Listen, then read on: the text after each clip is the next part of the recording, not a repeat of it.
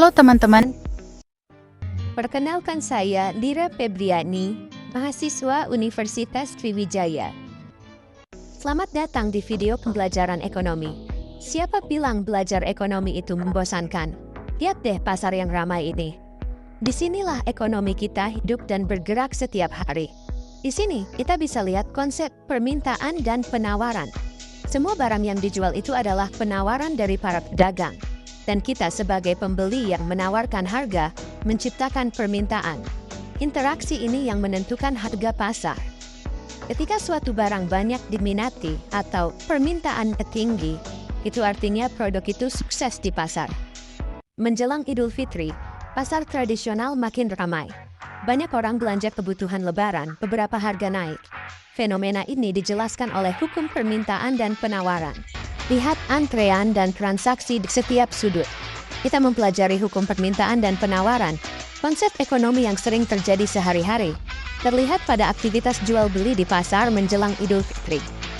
Di sekitar Idul Fitri seperti sekarang, pasar jadi sangat ramai kan? Ayo kita lihat hukum permintaan dan penawaran di sini. Dengan contoh ini, hukum permintaan mengatakan, jika harga barang turun, jumlah barang yang diminta akan naik. Di sini, banyak yang ingin beli baju rakyat, jadi permintaannya tinggi. Hukum permintaan, saat harga naik, jumlah barang yang diminta turun. Saat harga turun, permintaan naik. Kurva permintaan menurun dari kiri atas ke kanan bawah. Pembeli cenderung menunda saat harga tinggi.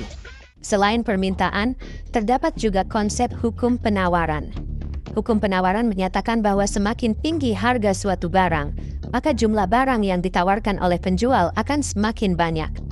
Sebaliknya, jika harga suatu barang menurun, maka jumlah barang yang ditawarkan oleh produsen atau pedagang juga cenderung berkurang. Jika para penjual menawarkan lebih banyak barang, penawaran naik, terutama stok lebaran. Menjelang Idul Fitri, para pedagang biasanya menambah jumlah barang dagangan mereka, seperti kue kering, pakaian, dan berbagai bahan makanan. Hal ini dilakukan karena para pedagang mengetahui bahwa permintaan masyarakat akan meningkat, sehingga mereka berusaha menyediakan lebih banyak barang untuk dijual. Mereka akan coba naikkan harga untuk meraih keuntungan.